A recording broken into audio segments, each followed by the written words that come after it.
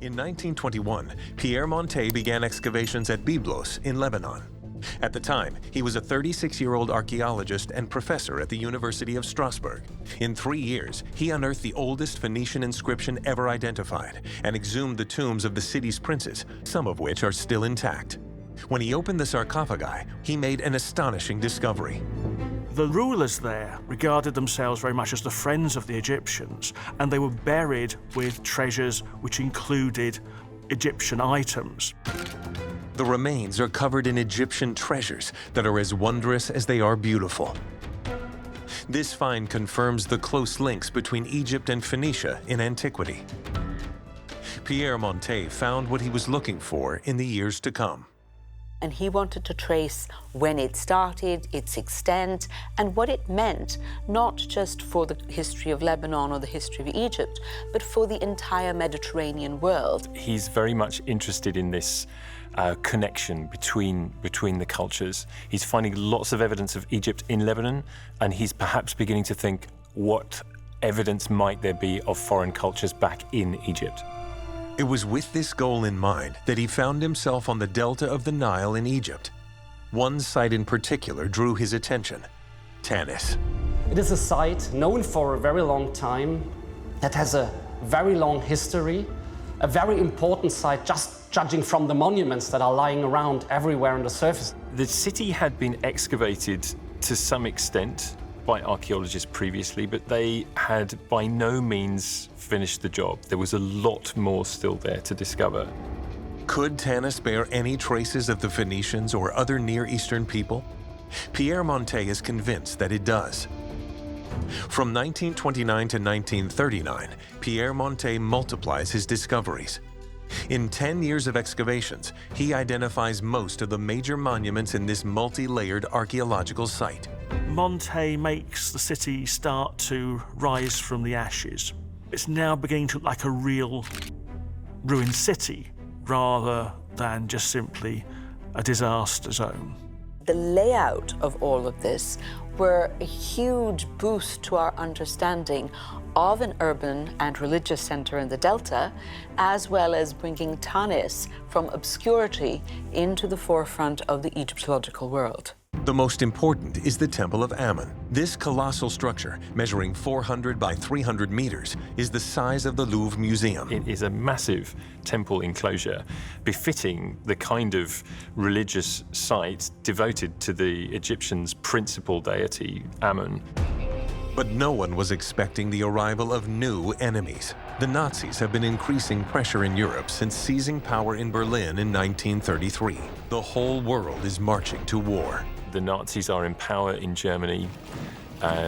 They are beginning to build a very strong nation, strong economically, strong militarily. The Egyptologist is increasingly worried. He fears he will not be able to complete his work. If hostilities actually break out, how can work be carried on? What could happen if work is suspended? While the political situation in 1939 is so problematical, Pierre Montet sets out to go to Tanis, and he will make the discovery of his life. It will be the probably most important season of excavation of Montet, and it's one of the most important seasons of an excavation in all the history of Egyptian archaeology. January 1939. Despite fears of a Second World War, Pierre Montet begins his 11th season of excavations. When he goes to Egypt for that season, Montet is unaware that that season will bring to light something unimaginable, something that makes whatever he'd found over the previous 10 years completely fade into the background. The Egyptologist and his team move tons of earth in search of new clues. And then comes the startling realization that if powerful pharaohs have succeeded one another here, is it possible they are also buried here? Where were the people buried? Where are the cemeteries? In the surrounding area, no tombs are discovered, no necropolis, and even less a royal necropolis. If this is northern Thebes, then logically, there must be the equivalent of the Valley of the Kings. The Valley of the Kings near Thebes, in present-day Luxor, was home to the tombs of the pharaohs of the 18th, 19th, and 20th dynasties, those of Tutankhamun, Ramses, and Thutmosis. The final resting place of these illustrious monarchs was outside the city. We have the Valley of the Kings, we have all these famous tombs of the great pharaohs of that period. But after this period, the tombs of the kings are missing. The reason is simple. All these tombs, with the exception of Tutankhamun's, were plundered in ancient times, leading subsequent pharaohs to change their strategy, particularly in Tanis. What they decide is that instead of burying the pharaohs out in the secret desert, they'll put them where everybody can see them, in the middle of the temple. We are inside a sacred area. Never before have kings considered building tombs inside a sacred area. This is a domain reserved for the gods. Pierre Montet continues his excavations around the Temple of Ammon. He explores a number of mud brick buildings, and at one point, something fairly intriguing comes to light. At the foot of a building, a circular pit appears that has been filled in. The workers clear it, and at the bottom of the pit, they discover a stone slab. A very, very large piece of stone, which he thought, great, this is the ground. Except it wasn't. But what could it be? Pierre Montet quickly had the 8 meters of earth above the slab excavated. He falls upon a flat surface several meters long. The slab seems to continue until a protruding surface appears. While clearing it, he discovers several fragments of what are known as ushabti, funerary statuettes.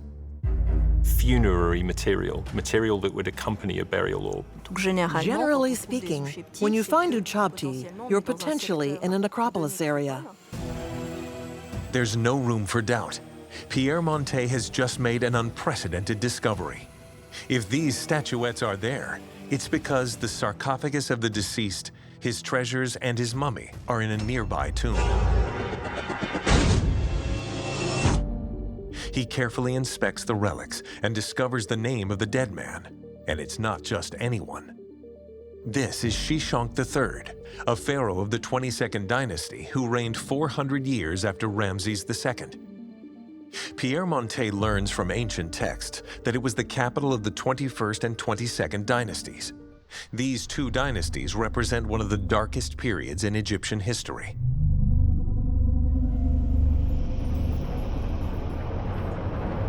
Around 1000 BC, the unity of the empire was shaken after the death of Pharaoh Ramses XI. Ramses XI, who was the last king of the New Kingdom, the last of the Ramesside kings, had no sons to succeed him. He only had 2 daughters. And so there were 2 rivals for power at the time, the priests of Ammon in Thebes, who were getting very powerful, and then the kings in the Delta. So the country was almost split because we had the high priests of Ammon then declaring themselves king in Thebes, but also the rulers then in the Delta also declaring themselves as king. These kings of the Delta were the pharaohs of the 21st and 22nd dynasties. They ruled northern Egypt between the mid-11th and late 8th centuries BC. Those of the 22nd dynasty, including Shashank III, came from one of the tribes of distant Libyan origin who had settled long ago in the Egyptian Delta. Very little was known where they had lived, where their city had been located. Their capital city was not even clearly established. We just have every now and then a mention of them in some texts, a very few small monuments. We cannot really write a history of this period at that point. So this was a bit of a mystery. He continues his inspection and in one place spots a slight anomaly. He finds a gap between what appears to be the stones of this floor and puts a stick down and finds there's a cavity below.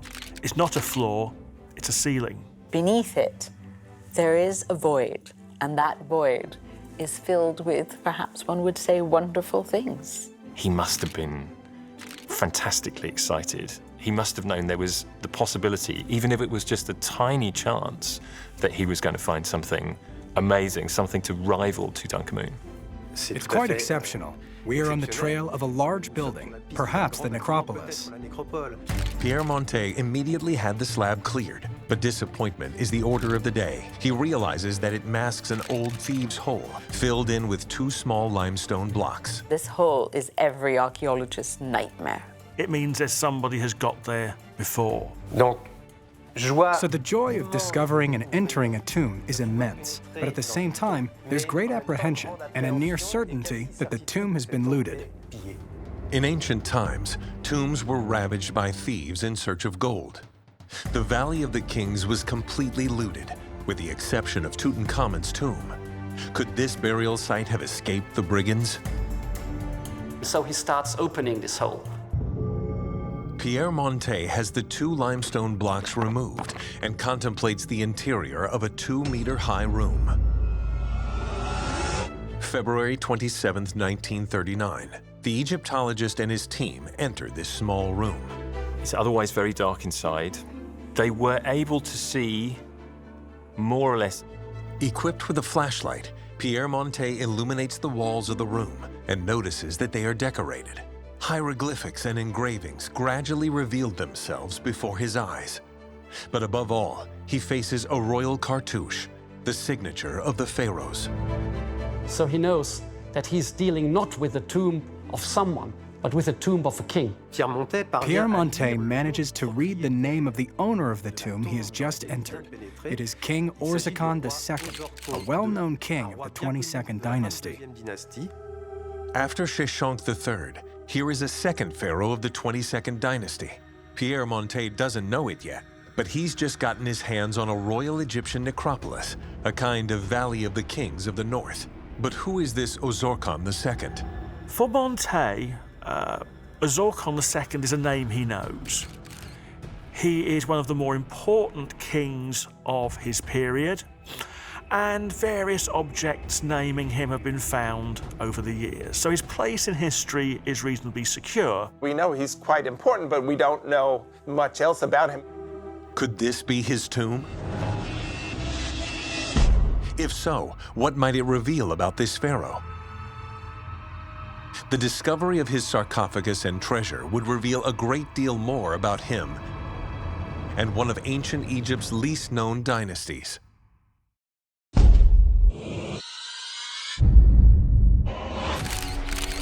Then not only is it, a sensational discovery in terms of finding the place where a king is buried and perhaps finding some burial equipment, we know that the tomb of Tutankhamun is full of treasure. But on top of all of that, there's the possibility here to enormously extend what we know about this period of history. Excitement is at its peak. At the far end of the first room, entered by Montet and his team, an opening leads to a second chamber. Probably the entrance to something, a passage into this kind of building. At the far end is a square opening, also about 1 meter by 1 meter, which leads visibly into a second room he enters. So Montet goes through with his flickering light looking in, and there he finds a burial chamber with what looks like a burial. A burial chamber. Every Egyptologist's dream. Pierre Montet is the first to contemplate what no one has seen for millennia, the interior of this pharaoh's tomb. Unfortunately, it has been emptied of its treasure. Looking around on the walls, they realize these are inscriptions of King Osorkon II. These are scenes of him in the underworld, scenes from the Book of the Dead, a scene of his heart being weighed in front of Osiris. In the center of the room is a pink granite sarcophagus. What they have found is absolutely spellbinding, because nobody has ever found a tomb of a king of this period. Pierre Montet immediately sends a telegram to his wife. He inspects the sarcophagus, but there is no inscription mentioning Osorkon II. Is it really his? What's more, a hole appears in the sarcophagus chamber, which doesn't bode well. 6 days later, on March 3rd, the Egyptologist and his team are able to open the sarcophagus. Of course, having seen the whole, Montet is slightly prepared for the worst, and when he opens the sarcophagus and clears it over, he sees that it is empty. Disappointingly, the coffin has also been looted. Inside is nothing more than a few bones and some fragments of gilded wood. So no sign of the treasures that one would expect from the tomb of a pharaoh. Montet is clearly disappointed, but there may be more to be found in the tomb. Despite the disappointment, the discovery of this tomb is a great step forward for Egyptology. But the archaeologist doesn't stop there. He goes on searching for more because he starts realizing probably there's more than just this one tomb. Pierre Montet has no idea that he's about to uncover a real necropolis that will help us to understand a whole part of Egyptian history that was unknown to us until then.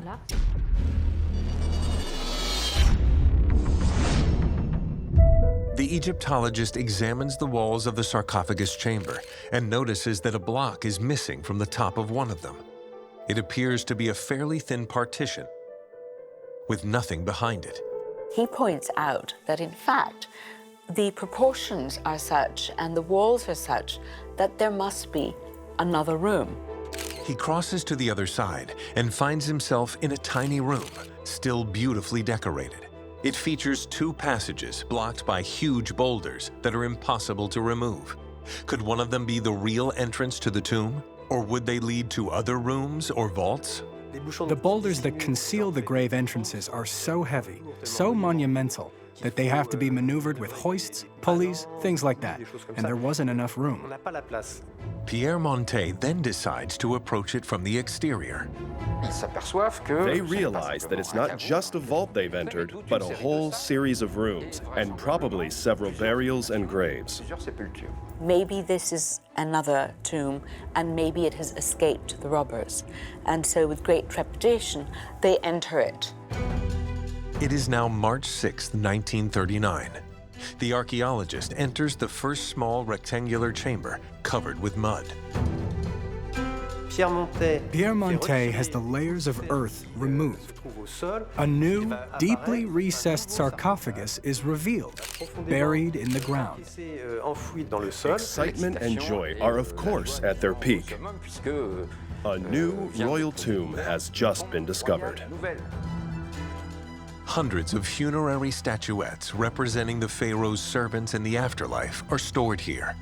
They reveal the identity of its occupant. We're dealing with a new king, King Takelot. A King Takelot, once more a pharaoh of whom we almost know nothing. Takelot I was the third pharaoh of the 22nd dynasty and the father of Osorkon II. His reign lasted 14 years between 887 and 873 BC. This was a widespread custom in ancient Egypt when a pharaoh ascended to the throne. He had to bury his own father, his own predecessor. So it's not totally illogical to find a vault dedicated to his father inside a king's tomb. Unfortunately, the sarcophagus is also empty, apart from a few gold fragments left behind by the thieves. The second tomb is a big disappointment for Montet, and he makes no secret of it. It's not going to be like this for the whole campaign. Despite this new disappointment, the archaeologist continues to explore the tomb. He returns to the first tomb, which he attributes to the pharaoh Osorkon II. He detects the presence of a large granite block in the masonry of the walls. Could this be a new passageway? This granite is set into the limestone masonry with mortar joints. A small section of this mortar has fallen away, revealing a very small opening behind it. But there is a void behind it. And so they hope that maybe this third chamber is still intact and hasn't been visited by thieves. Unfortunately, the sarcophagus next to it makes it impossible to extract the heavy obstruction.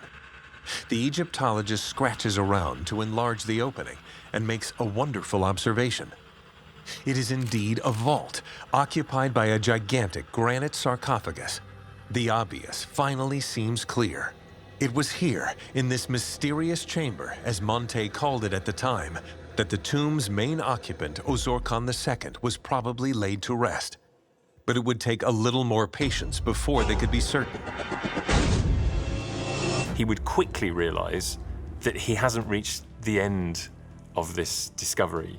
First of all, he has found a royal tomb, something nobody has done for many, many years. But also looming over everything is the prospect of war, something which will, if it comes, will destroy his plans for the future. Despite the frightening danger ahead, Pierre Montet is determined to see his excavation campaign at Tanis through to the end. Before returning to France, the Egyptologist decides to continue clearing the roof of the necropolis for a while longer, even though he knows he won't be finished before the end of the season. It's here that he makes an exciting and promising discovery that will finally fulfill all of his expectations. He follows the ceiling, the roof of this tomb, and begins to realize that there is in fact another building immediately next to it. He sees that all the roof beams and panels are perfectly joined and show no signs of tampering. And that's a very good sign. Pierre Montet chooses to have the panels removed. Underneath, he finds a square pit, 1.7 meters on each side, filled with soil, which he has removed. The next day, March 16th, it is completely emptied. He goes down the shaft, and for once he is not disappointed. 2 meters 40 below, an opening appears blocked by a wall. There are no signs of forced entry. He's going to be thinking, I have another chance, perhaps, at an intact tomb, a burial stuffed full of treasure. He thought there might be tombs there, but he hadn't expected to find royal tombs and intact ones as well. Montet rejoices. What could be behind that wall?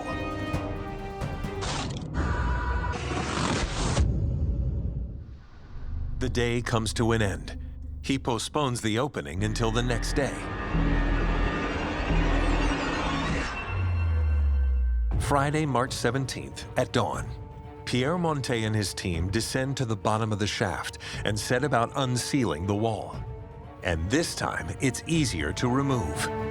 It's lime or plaster mortar, so it's relatively easy to loosen them and then remove the blocks. The archaeologists first enter a small corridor where they must crawl on all fours. And there's no doubt about it.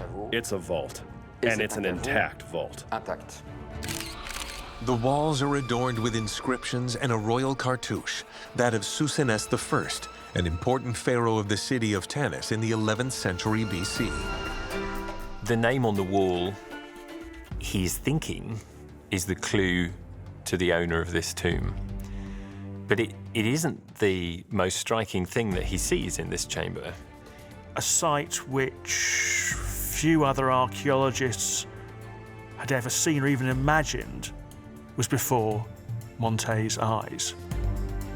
In the middle of this cellar, unusual and intriguing reflections stand out. He couldn't see very well, and yet the light catches something glinting. It's something metallic.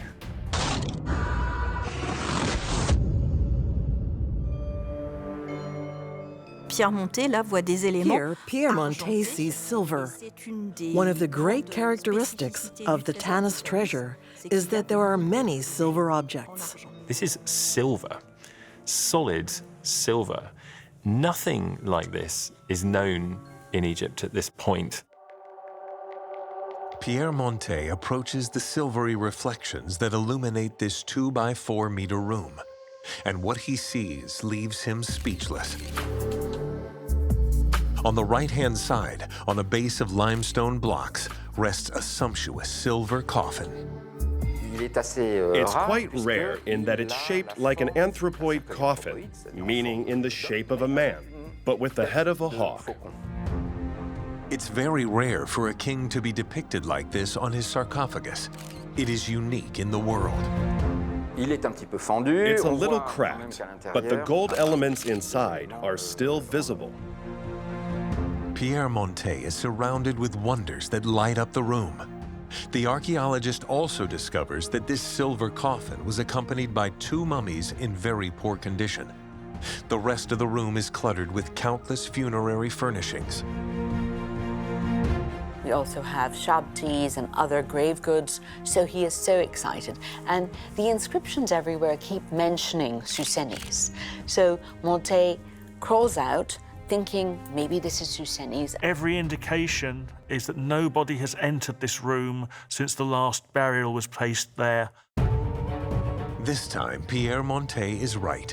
A month after his discovery at the Tanis necropolis, he has finally unearthed an intact tomb. And not just any tomb.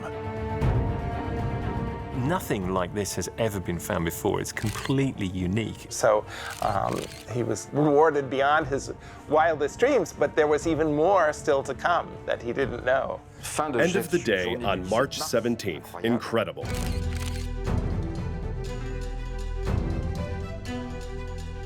A contingent of armed guards is immediately sent to Tanis to secure the area. This discovery is, of course, a sensation, and news spreads like wildfire. An intact pharaoh's tomb and its fabulous treasure have been discovered. This is potentially a new Tutankhamun for the 1930s. Everybody is very excited, and Montet suddenly finds that he has all the support that he needs and the interest of some very important people, including the king of Egypt, King Farouk. The 19-year-old Egyptian king arrives in Tanis to witness the opening of the coffin, a moment in history that will bring Pierre Montet face to face with a new enigma.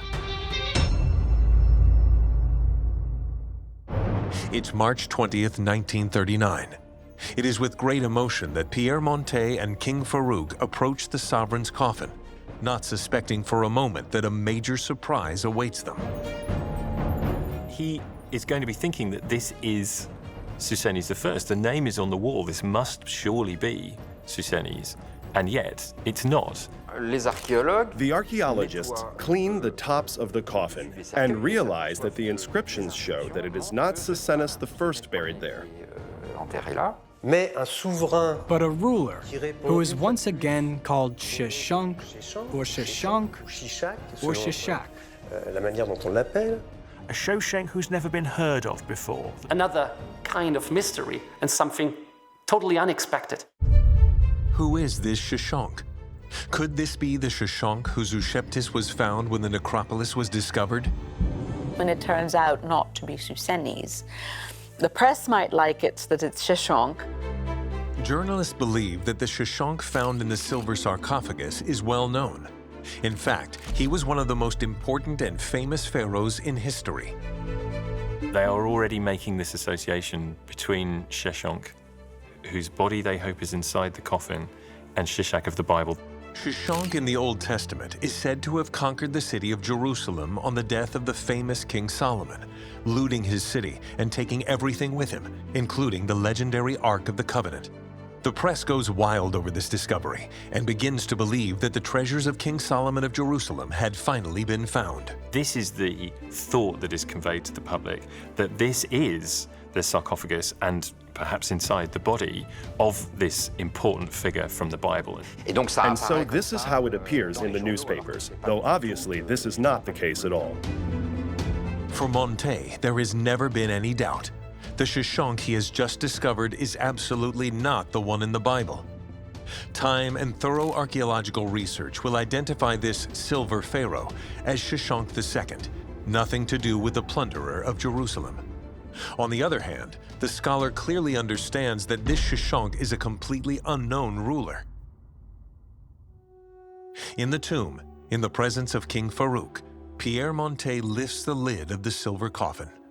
One of the most beautiful jewels in ancient Egypt appears. There is a mask, a golden mask that is almost as beautiful as the mask of Tutankhamun. Something of extraordinary beauty. It's really quite spectacular.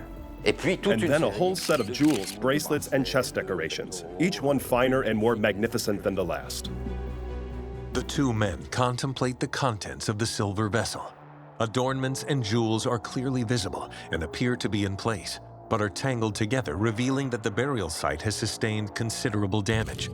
The mummy is gone. Only the bones remain. Unlike the dry climate of the Valley of the Kings, the humidity of the Nile Delta is not conducive to preservation. The remains of Shashank, and indeed of the other kings who were found in the cemetery, were all reduced to badly decayed skeletons. In spite of everything, the discovery is extraordinary and the joy is tremendous. As for the other two mummies, they cannot be immediately identified. It is only much later that the study of a few Ushebtis found nearby allows us to restore their identity.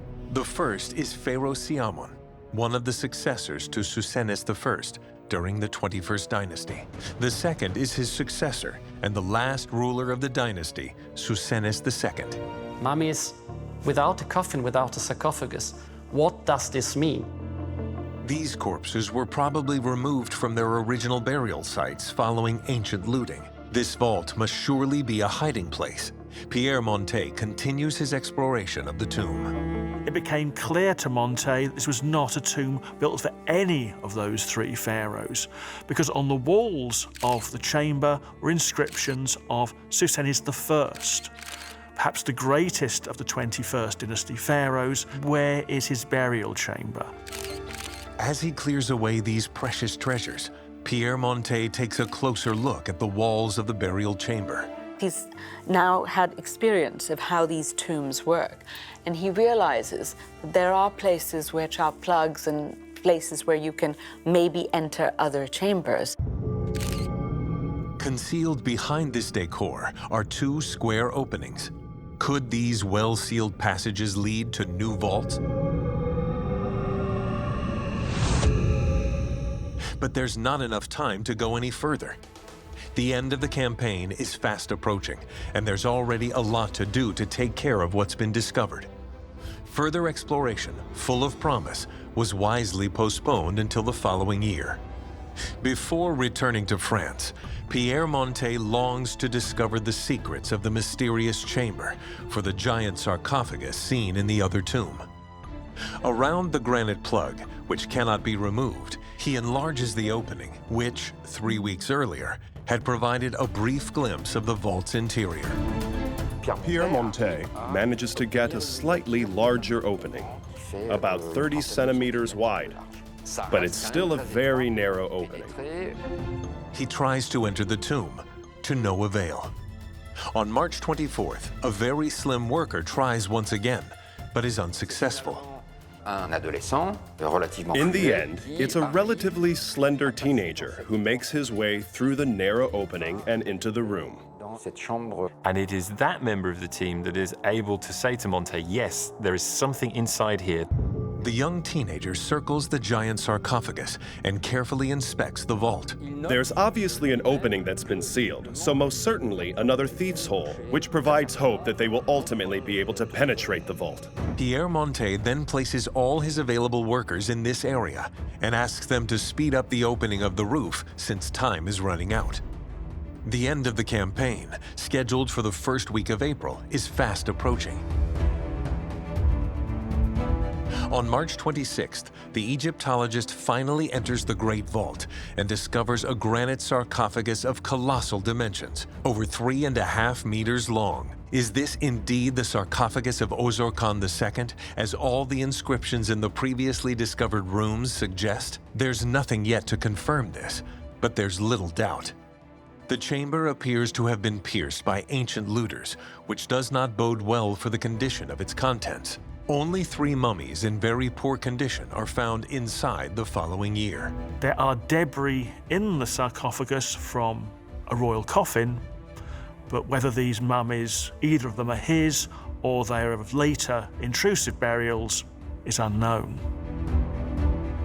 But while clearing away the rubble that had fallen from the thief's hole, the archaeologists make an unexpected discovery. At the head of the large sarcophagus is the beautifully sculpted quartzite lid of a much smaller sarcophagus. Second sarcophagus, which is inscribed and proves to belong to a son of Osorkon II, who apparently died in childhood. This is a prince by the name of Hornacht. We knew almost nothing, if anything at all, about this individual. The results of the 1939 campaign are already considerable. 3 new royal tombs, one of which is intact, 5 stone sarcophagi, 1 silver coffin, a gold mask, and extraordinary funerary furnishings, and promises of more discoveries to come. The Egyptology community and the press are enthusiastic about this extraordinary achievement. Pierre Montet is uncovering a whole swath of Egyptian history from this 21st and 22nd dynasty, of which very little was known at the time. But poor man, he had something quite serious to deal with, because there were huge rumblings in Europe, because this was the start of the Second World War, and this was going to overshadow his life and his discovery.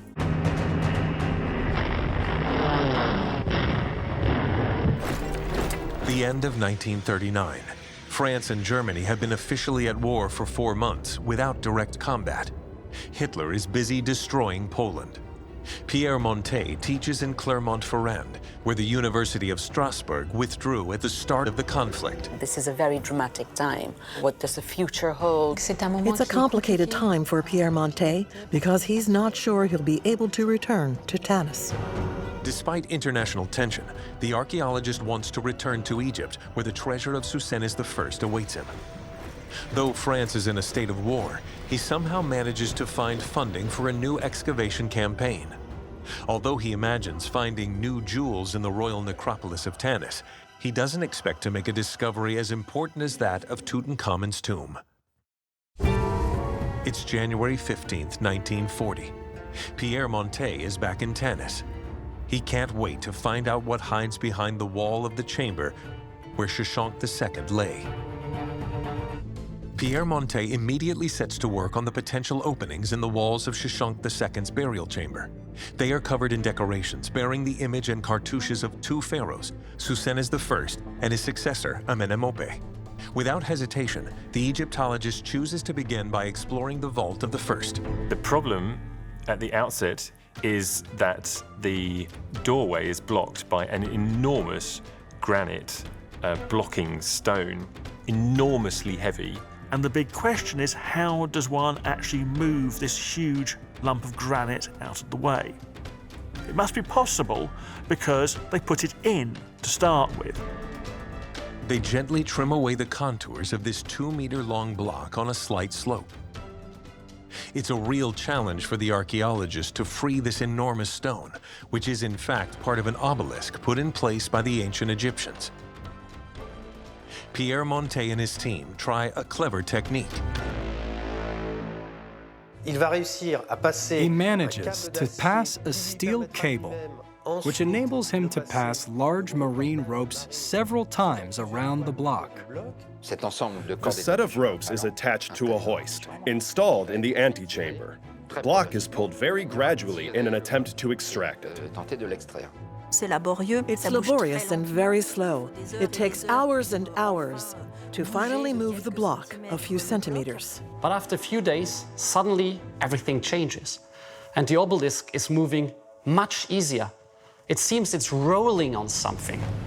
What they don't yet know is that they're being helped by bronze rollers placed there when this piece of obelisk was laid 3 millennia ago. This ingenious technique, well known in ancient Egypt, was to prove an invaluable tool for the tomb's explorers. And once they realize this, they simply have to reverse the process.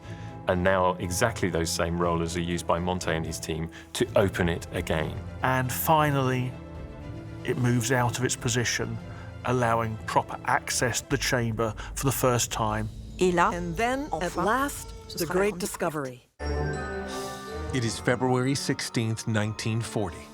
2 days after starting to remove the stone, Pierre Montet enters a narrow room measuring 5 meters long by 1.7 meters wide. A magnificent vision appears before him. a pink granite sarcophagus surrounded by the most wondrous treasures. And they are confronted by an incredible sight, a monumental stone sarcophagus surrounded by burial equipment. This is a very, very exciting moment. It's the start of something totally new. It's probably like Neil Armstrong setting foot on the moon. It opens a whole new chapter for Egyptology and for ancient Egyptian history, writing ancient Egyptian history. The French Egyptologist sees hundreds of ushabti and an incredible collection of precious tableware, masterpieces in gold and silver. Most of these objects bear inscriptions revealing the insignia of Psusennes I. There is no doubt about it. This is his vault, and its contents are intact. The tomb has been undisturbed. No one has been in there before. They start finding all these wonderful objects that you would expect in a royal tomb. So, really the most spectacular discovery in Egypt since Tutankhamun. On February 20th, Pierre Montet opens the sarcophagus. The lid, weighing 800 kilos, is gently lifted using levers. Inside, 2 other coffins are assembled like Russian dolls. As with Tutankhamun, we also have this system of nesting dolls, meaning a coffin inside, which is a coffin inside, which is a coffin. The last of these is one of the most beautiful jewels in the history of archaeology, a new silver coffin unlike anything in the world.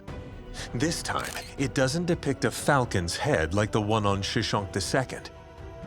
This is the face of the pharaoh.